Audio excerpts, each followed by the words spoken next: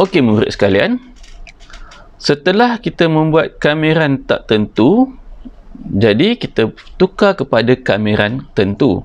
Okey. Pelajar kena lihat, kamiran tentu ni ialah berpandukan daripada graf lengkung pada graf tersebut. Okey. BA iaitu sebagai had lengkung tersebut, BA fx dx sama dengan, setelah dikamikan menjadi gx tambah c, dan b dengan a itu kita perlukan menggantikan dalam x. So dapat gb tambah cx ditolak dengan ga tambah c. Dan c dengan c ni kita kan boleh cancel. Maka kita akan dapat nilai kamiran tentu bagi fx pada had BA ialah GB tolak dengan GA. Baiklah murid boleh lihat kotak yang berwarna biru ini, iaitu luas di bawah suatu lengkung boleh ditentukan melalui pengamiran fungsi lengkung itu bagi fungsi y sama dengan fx, iaitu untuk kamiran tentu dia memenuhi semua graf ataupun semua luas di bawah graf tersebut. Berbeza pula dengan kamiran tentu, iaitu mempunyai had, iaitu B dengan A, nilai positif letak di atas dan nilai negatif lebih kecil letak di bawah. So BA fx dx, okey, secara bentuknya mewakili had daripada A sehingga B. Baiklah murid, bagi suatu fungsi fx dan gx, okey, dia ada beberapa syarat dia. Okey, perhatikan satu persatu, iaitu jika had sama, iaitu a dengan a, fx dx nilai dia ialah sama dengan kosong. Untuk had b a fx dx, apabila diterbalikkan a dengan x, apabila diterbalikkan a dengan b itu, maka kita dapat nilai dia ialah negatif ab fx dx. Dan seterusnya untuk c, BAKFX. Okey, dan kita boleh keluarkan K itu daripada pengamiran BAFX dengan keadaan K ialah permala. Dan D, BAFX dx tambah dengan CBFX dx. Apabila B itu had adalah sama, maka kita akan terus ambil CA fx dengan keadaan A lebih kecil daripada B dan B lebih kecil daripada C. Dan yang seterusnya BA fx tambah tolak dengan GX, maka kita akan dapat nanti kita boleh pisahkan dua, BA fx dx tambah tolak juga dengan BA GX dx.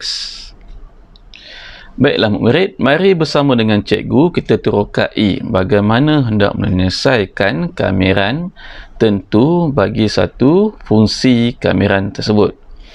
Okey, contohnya soalan A, diberi had dia ialah 4, 3 dan 3x tolak 4 kuasa 2. Okey, di sini kita menggunakan had ialah 4, 3, maka kita akan kamirkan 3x tolak 4 kuasa 2 tambah 1 dan dibahagi dengan perkali bagi x ialah 3 dan kita darab dengan hasil tambah kuasa 2 tambah 1 dan ditambah dengan c.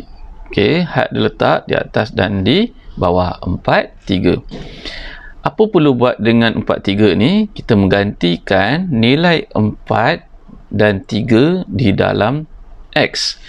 Jadi kita akan dapat nanti ialah 3, 4 tolak 4 kuasa 3 per dengan 9 ditambah dengan c, dan setelah kita gantikan nilai 4, kita gantikan pula dengan nilai 3.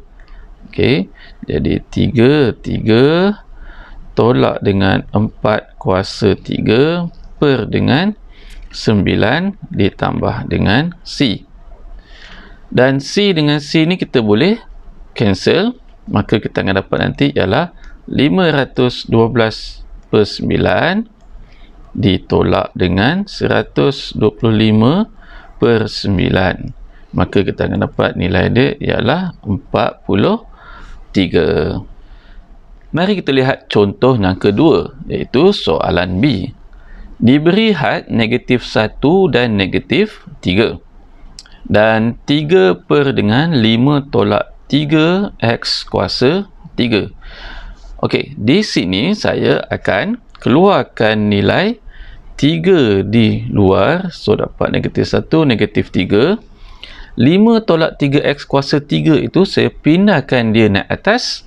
Maka kita akan dapat 5 tolak 3X kuasa negatif 3. Okey. Jadi kita kamirkan 5 tolak 3X kuasa negatif 3.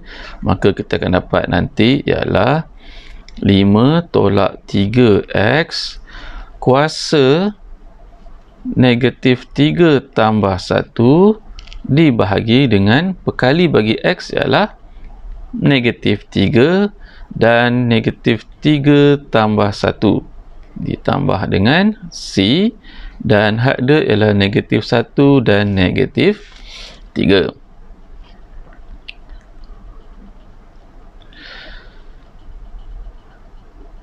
Kemudian kita menggantikan, okey, kemudian kita pemudahkan dulu. Kita akan dapat 3 5 tolak 3X kuasa negatif 2 per dengan negatif 3 darab dengan negatif 2, kita akan dapat 6 tambah dengan C negatif 1 negatif 3. Baiklah, 3 dengan 6 kita boleh potong, so 6 akan jadi 2. Jadi saya pemudahkan lagi, kita akan dapat 1 per 2. Saya pindahkan 5 tolak 3X kuasa negatif 2 ke bawah untuk dapatkan kuasa dia positif. Kita dapat 5 tolak 3X kuasa 2 tambah dengan C, iaitu had dia negatif 1 dan negatif 3. Jadi seterusnya apa yang perlu kita kena buat ialah menggantikan negatif 1 dan negatif 3 di dalam persamaan tersebut. Maka kita akan dapat nanti ialah 1 per 2 5 tolak dengan 3 darab dengan negatif 1 kuasa 2 ditolak dengan 1 per 2 5 tolak 3 digantikan dengan negatif 3 kuasa 2. Okey, C itu cancel. Maka di sini kita akan dapat ialah 1 per 128 ditolak dengan 1 per 392. Dan hasil penolakan tersebut kita akan dapat nilai dia ialah 33 per dengan 6272. Baiklah murid, okey, setelah kita mempelajari kamiran tak tentu dan kamiran tentu, maka untuk seterusnya kita akan belajar bagaimana untuk mencari luas rantau di bawah graf. Okey, seperti yang gambar rajah tersebut, L mewakili luas di bawah rantau, di mana had dia ialah B dengan A dan Y dx. Y dx ni mewakili pada paksi X. Jadi untuk memudahkannya, pelajar cuma melihat pada belakang ini, atau operasi dalam dia ialah Y. Dan untuk yang di bawah pula ialah mewakili L sama dengan had ialah BA, X dy mewakili paksi Y. Okey. Untuk mendapatkan luas rantau berlorek seperti gambar rajah tersebut, okey, pelajar-pelajar kita boleh menggunakan kaedah mencari luas di bawah graf, iaitu luas di bawah graf untuk garisan biru saya gantikan sebagai BA fx dx ditolak dengan luas di bawah graf berwarna merah BA gx dx. Maka kita akan dapat nanti ialah BA fx tolak dengan gx. Okey. Jadi cara dia ialah luas warna biru kita akan dapat luas trapezium dan kita akan tolak dengan luas di bawah graf. Okey, bentuk begini. Okey, so kita akan dapat luas di kawasan berlorek.